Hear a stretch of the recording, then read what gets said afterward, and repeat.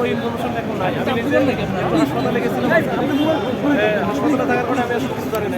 এখন আসে এদেরকে নিয়ে যাচ্ছি, ওনারা আসে ওনাদের ওই কর্মসূচিটা শেষ করে চলে যাবে।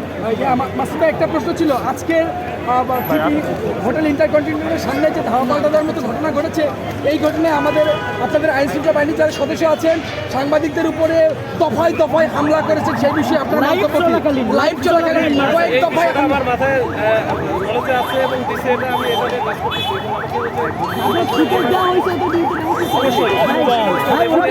ওনারা আমাদেরকে লাঠি দিছে বুট দিয়ে।